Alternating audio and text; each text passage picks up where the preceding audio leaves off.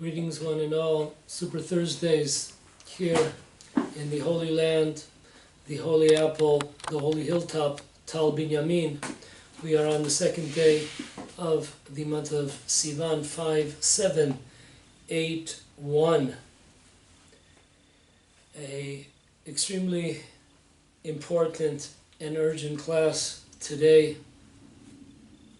So listen closely, put on the seat belts, and here we go. Title of today's class is An Urgent Plea! Exclamation marks. Please help in our search for my great-grandfather. An urgent plea. Please help in our search for my great-grandfather.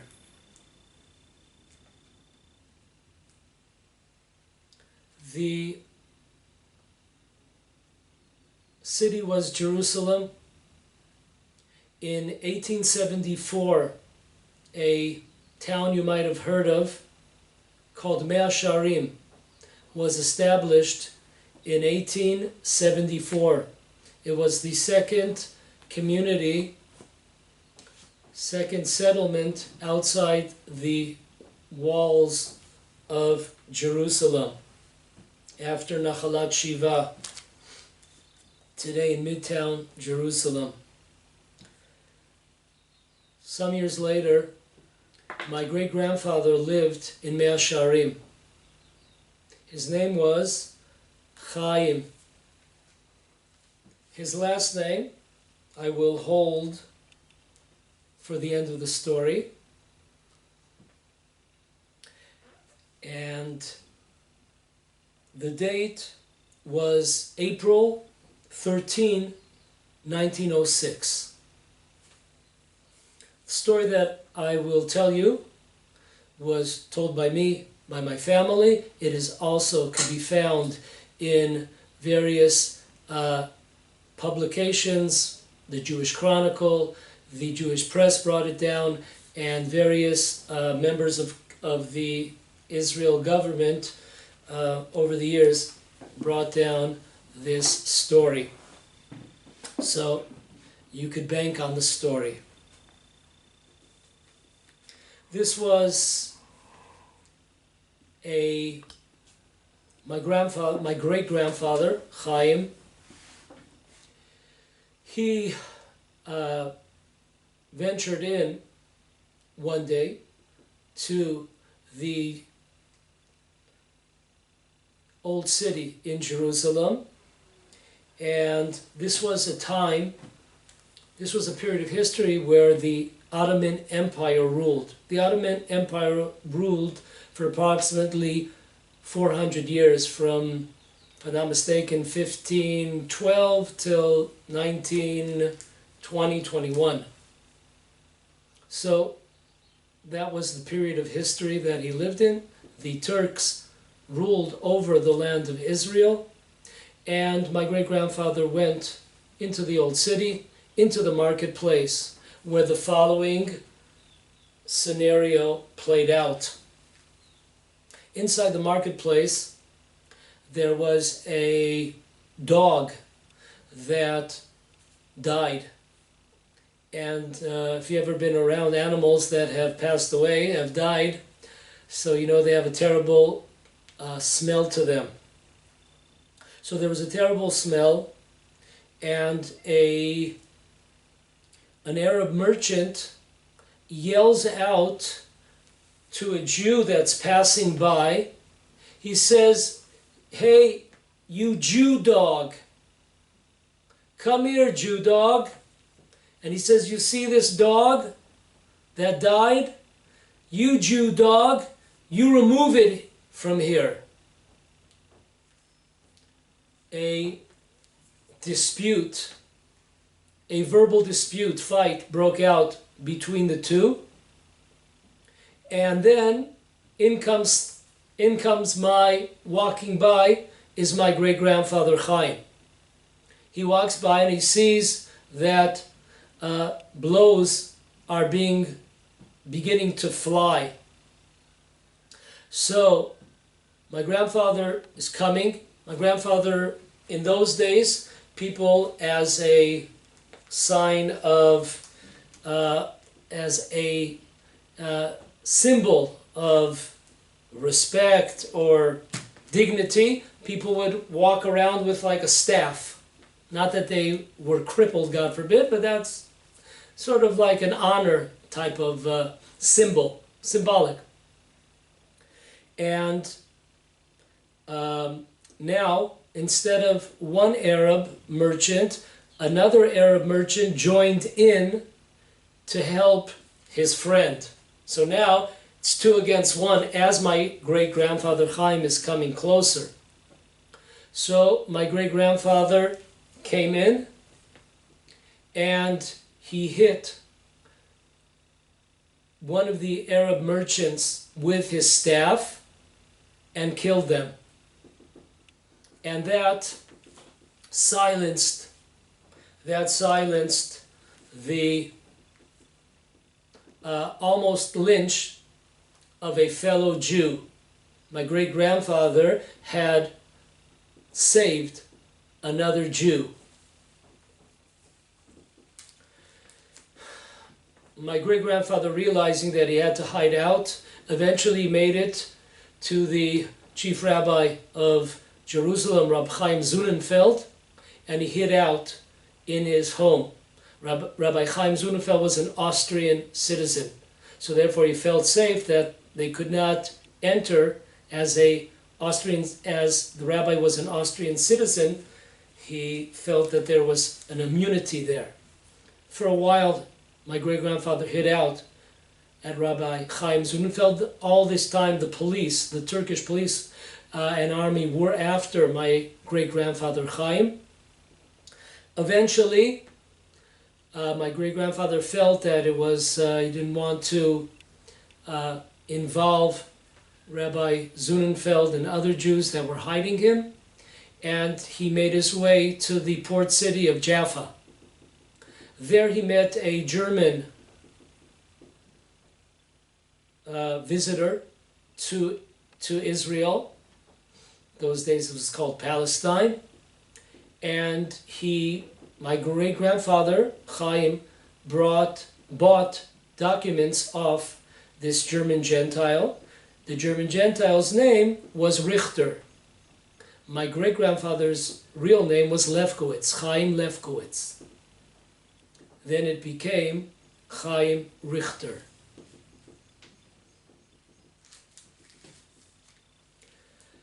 Eventually, my great-grandfather made it to United States, and that in 1913, and that's how our family, from my father's side, began having a foothold in America. Okay, now, if you heard correct. The date of this event was April 13th,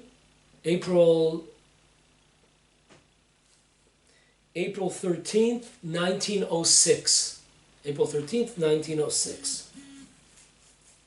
Okay. Now, when I was a kid, there was this great song.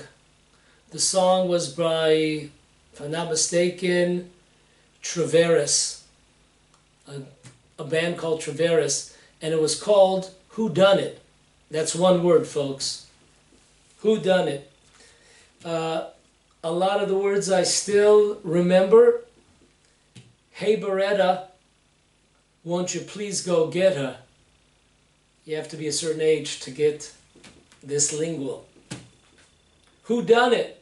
For crying out loud, somebody call McLeod.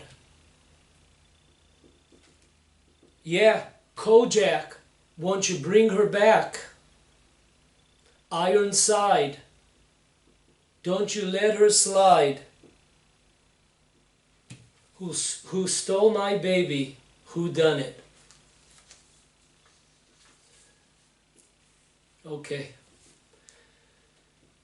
So, I'm asking all of us to join in for our search for my great-grandfather,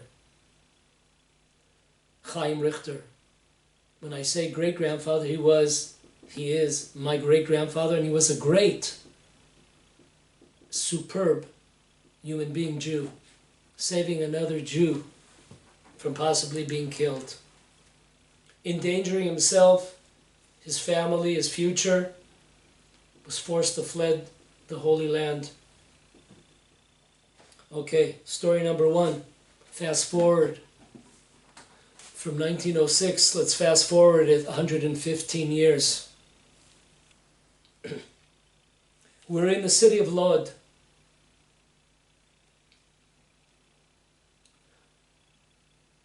Two nights ago, burning of synagogues, of Talmud Torah, religious schools for children, the burning of a yeshiva, burning of Jewish books, Torah scrolls. In an interview in Arutz Sheva with a resident named Yoni Aviv, in this interview, Yoni Aviv is crying, understandably. And he tells us approximately 50 people left the mosque in Lod. Understanding, we're talking about 10 or 15 minutes away from the airport, from Tel Aviv. We're not talking about, in Judea and Samaria, the West Bank.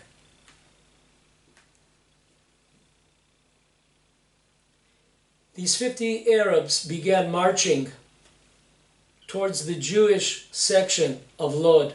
Lod is a mixed community city. So the Jews of Lod called the police. This was approximately 2:30 a.m. And the police said that they were on their way at 2:30. The crowd of 50 turned into a crowd of 500 a short while later.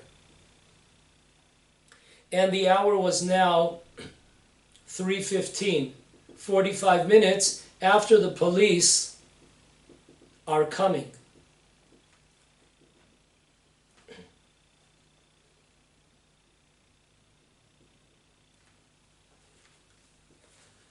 "45 minutes as a mob comes.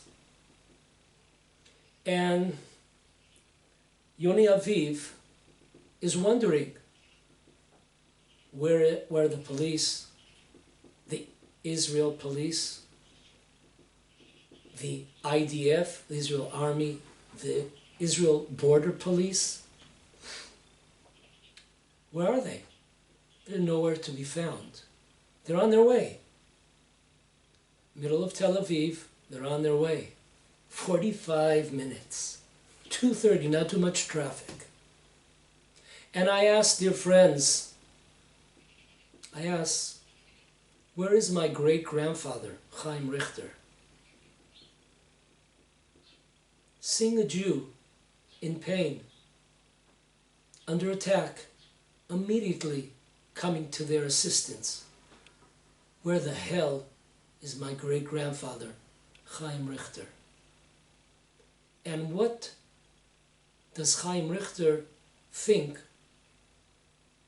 of Israel 2021, 5781? Another resident tells the following story of a different day in Lod. The Israel Border Police arrive. However, as soon as the reporters left, you gotta get those pictures in that you're actually defending Jews. As soon as the reporters left, and there are no more reporters to take pictures of what a great job we're doing, how we are protecting the Jewish people, there were no more border police in the area. They had disappeared.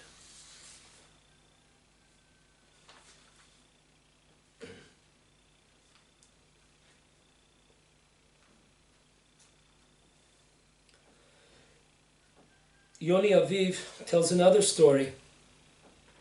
One of the terrorists who was trying to break in one of the Jewish residents of Lod's house, and thank God he took out his weapon and shot and killed him, Ken Yerbu. So the next day was the funeral of this Arab terrorist. And he, as an eyewitness from a distance, he tells that the masses threw rocks, bricks, bottles, Molotovs, and the police ran away.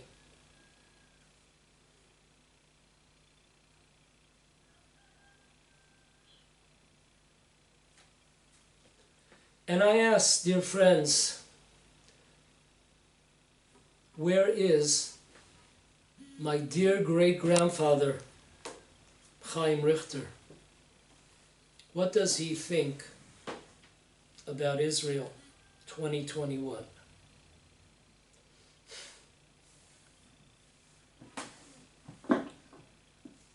Story number 2 in our search for my great-grandfather. This takes place in a mixed Arab-Jewish city called Ramleh, also center of Tel Aviv. Here, a woman was coming back 9 p.m. after a meeting in a religious Jewish girls' school, not too far away from Ramleh. And this woman was attacked. Her car was attacked by rocks. And just to understand, most of us haven't experienced that. People that are outside the land of Israel, maybe those that are listening inside the land of Israel, have experienced it. But rocks kill. And I don't give any of our viewers a blessing to be in such an experience. It's a horrific experience. It's a life-threatening experience. And this woman's life is being threatened as the Arab mob stole her car. The woman calls the police and they tell her that they do not have any police cars, vehicles available. Vans. They don't have any vehicles available. So, a few Jews saw this on the streets near Ramleh, and they started yelling and screaming at the police. I guess sometimes that's the only way you can get something done. Anyways, they sent a police escort for this poor woman. Folks, clear your ears out. You are not imagining what you're about to hear. The police officers asked her, this religious woman, who of course covers her hair, please take off your head cover. Why? She said. Because if you're wearing a head cover, people can tell that you're Jewish. And we don't want them to know that you're Jewish. The woman could not believe this. That this is happening in the land of Israel. Take off your head cover. Of course she refused the absurd request. But still,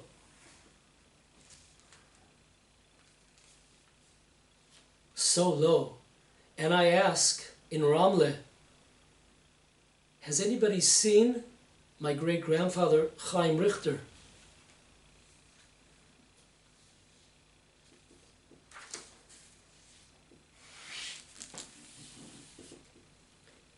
Story number 3. The mayor of Lod, Yair Revivo, said City Hall and a local museum were also attacked. A local man, 56, was seriously hurt when he was hit by a slab in his car and was hospitalized. Another local resident of Lod was also seriously hurt. The mayor compared the attacks in Lod to the situation of the Nazis 1938, November 9th, November 10th. The night of the broken glass. This is the Israeli version. Kristallnacht, Israeli version. The words of the mayor, Yair Revivo. Civil war is breaking out, he said, lamenting that decades of coexistence efforts had collapsed. Where's the Kleenex when you need it? Folks,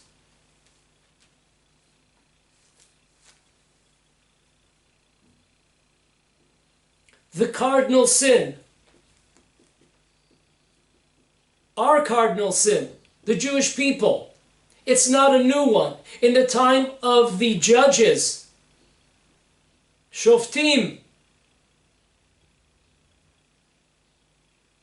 we left our enemies as we conquered and liberated the land of Israel in the time of the prophets, in the time of the judges. The major cardinal sin was allowing the enemy to remain, only to be a thorn in our sides, as the Torah promised in the end of the book Numbers.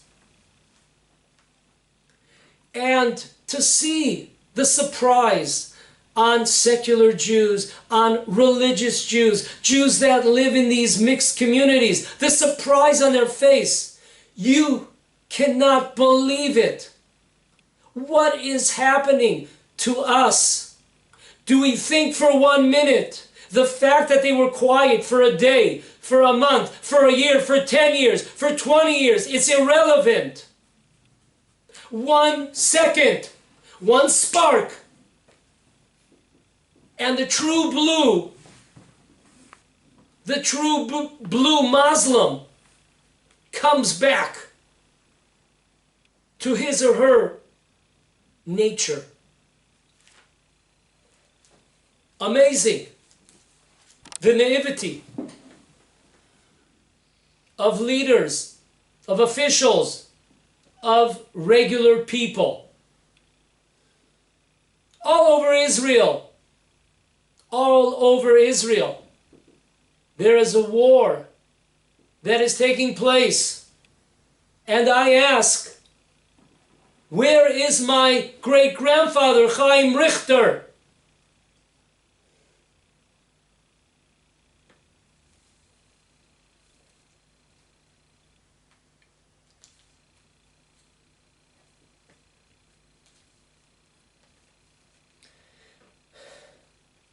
Moving on. Attacks were reported on Jewish homes in Ramleh. Cars were also stoned. In Acre, Akko, a restaurant and a hotel were blazed. There was someone in that hotel, and he's hospitalized in serious condition. But that's old news, 2 days ago. But now, a Jewish man was lynched in the Jewish city of Acre, Akko, by hundreds of Arabs in this mixed Arab-Jewish city. He too is in serious condition. And you look at the video, the clip of this man being attacked in Acre, and one asks, and one screams, where the hell is my great-grandfather, Richter.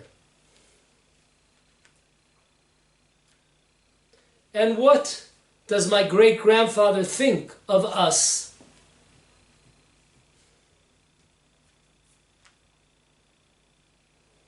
In Jaffa,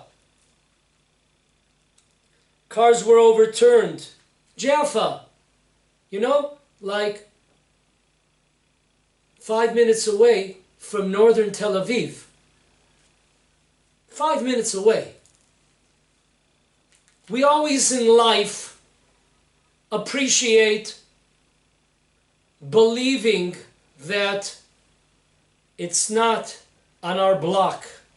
It's the other block. It's the other neighborhoods. It's other communities. Until there is no escape. Fights were reported in Tel Aviv's Habima Square.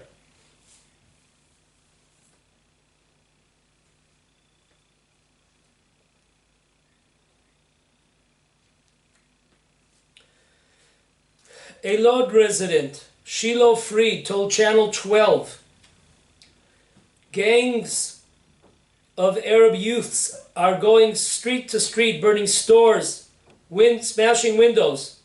Jewish families are huddled at home, terrified to go outside. Their cars are being set alight outside. Police are nowhere to be seen. There were reports that residents were avoiding using public shelters during rocket sirens out of fear that they would be attacked by mobs. You think about, what are your chances? Where's Jimmy the Greek when you need him? What are my odds, Jimmy? If I go into the shelters, bomb shelters, which the Arabs are shooting rockets and missiles into Israel, but also, of course, their brothers and sisters are hiding with us in the bomb shelters. What are my chances in the bomb shelter? What are my chances in my house? What if there's a direct hit on my house? Not an easy decision. Israel, 2021. Jewish families are huddled at home, terrified to go outside. And I scream and I yell, where the hell is my great-grandfather, Richter, standing up and destroying an enemy of Israel?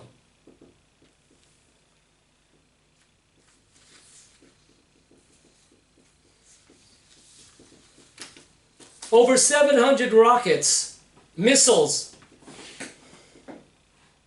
have been launched into Israel, all over Israel. And today, this morning, Thursday morning, our Minister of Education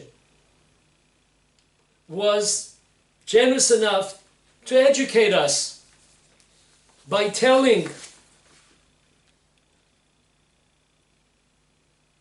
both Jewish and Arab residents to show self-restraint. In the 1940s, the years of the Jewish underground, Lehi, Etzel, Stern Gang, it was called something a little bit different. It's called Havlaga. Today it's called Ipuk. Very similar. The names have been changed to protect the guilty. Yes, in the state of Israel, our education minister gives us a tremendous lesson to all Arab and Jewish residents. Folks, it's really amazing today. The PC is all over. Many times when you read or hear news, you have no idea who the heck they're talking about. Because they're not going to use a four-letter word. They are not going to use that four-letter word. A-R-A-B. They ain't going to use the A word. Because it's not politically correct. You have no idea. You might think that Israel has sent 700 rockets into some other country. As a U.S. citizen, I receive, today it's almost daily, you receive all of these messages from the United States consulate. And they never use the A word. No, that four-letter word, they never use it. You have no idea who in the world are they talking about. Who are throwing the rocks? The Molotovs. Who are rioting? Don't know. Can't say. Not politically correct. Use the A word. So too, our PC, Minister of Education, to both Jews and Arabs. 700 rockets by the Arabs. Attacks in all cities. Arabs and Jews equal. 700 rockets. And so far, I believe there's always a chance for repentance. But so far, it's the same old song. The same irrelevant attacks, building here, building there, irrelevant. And I ask the Minister of Education, Yoav, where is my great-grandfather, Chaim Richter? You know, Yoav, in 1906, when my great-grandfather killed this Arab who was attacking a Jew, there was no IDF, there was no Israel police, there was no Jewish border patrol. And today, with the above, I ask, where in the world is my great-grandfather, Chaim Richter? So we move on. In the hospital, middle of Israel, called Asaf HaRofeh, Asaf the doctor. Listen to this one. Arab mobs came to the hospital. Many of them are employed. Many Arabs are employed in this hospital, as they are in all of hospitals in Israel.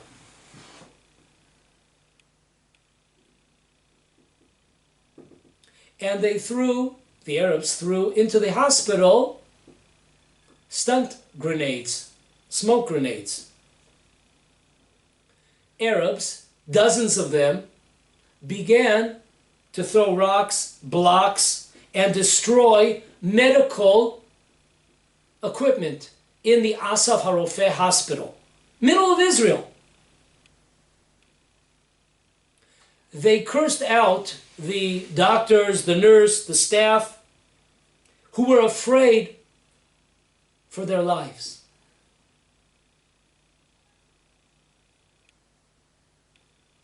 And only much later did the riot police arrive. And I ask, a hospital in Israel, middle of Israel, center Israel, where is my great-grandfather Chaim Richter in that hospital? Moving along to the Shimon HaTzadik neighborhood, Shimon the righteous neighborhood, middle of Jerusalem.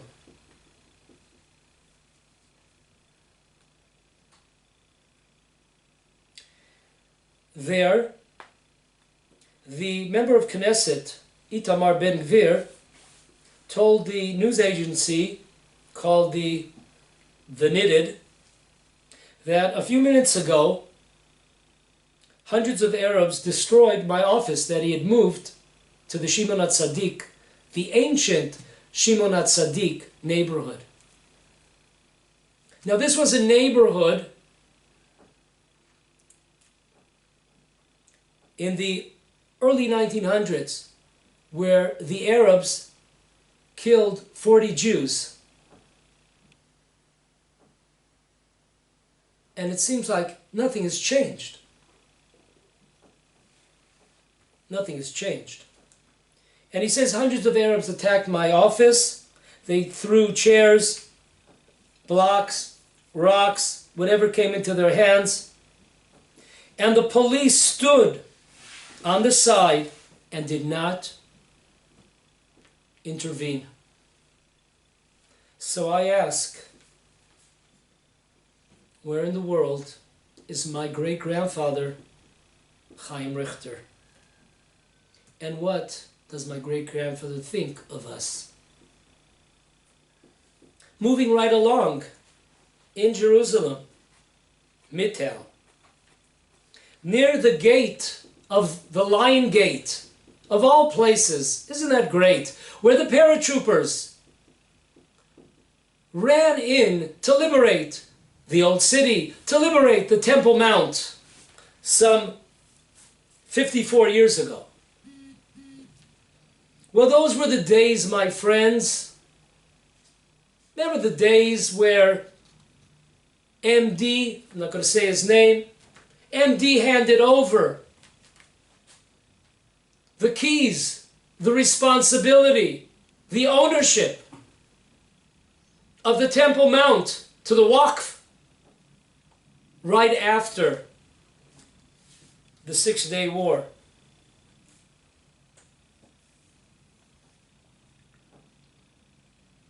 And a young Jew is driving, and there's not one police officer in sight, though Jews are being attacked daily, cars on this road.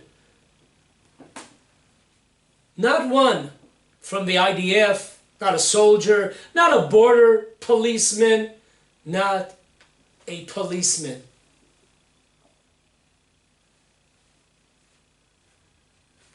There was a lynch perpetrated against this young Jewish fellow who did not give his name.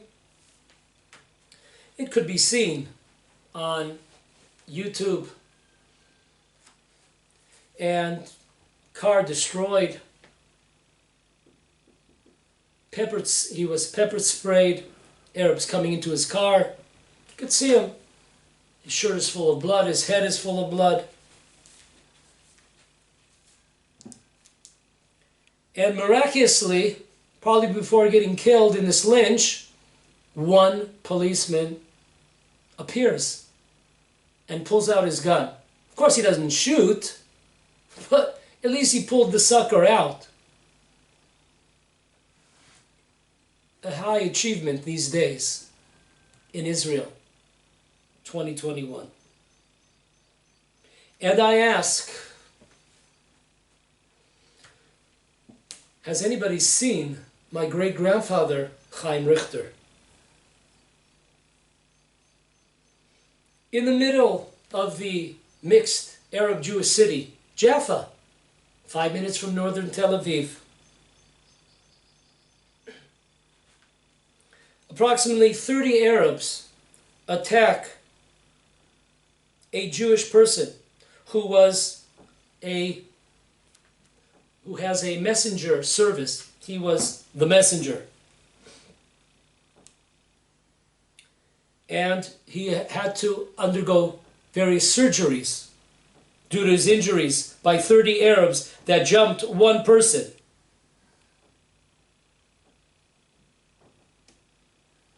Two of the three attackers, you'll be happy to know, have been released.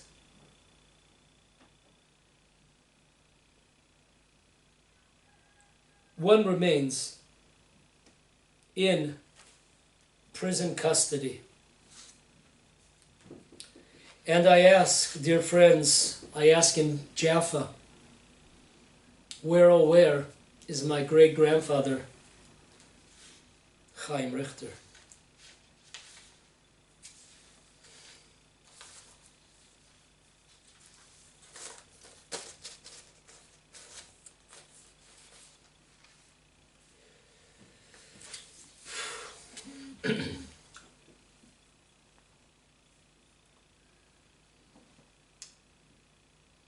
Cardinal sin. There's no escape. There's a can. We like kicking it down the road.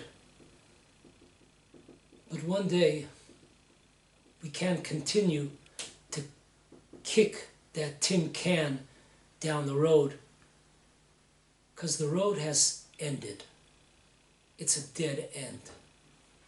For the last 73 years, miraculously in 1948 in the war, 700,000 Arabs ran away from Israel. Where would we be today, dear friends? 1.9 million Arabs today in Israel. Where would we be today if these 700,000 had not run away?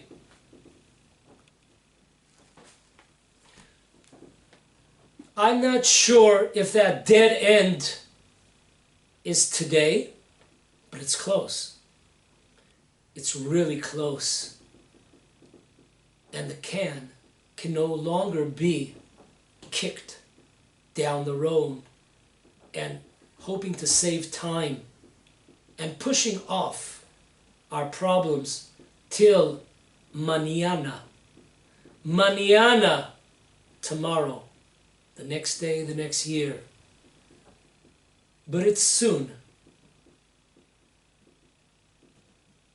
It's soon. And this cardinal sin has to be corrected. They must go.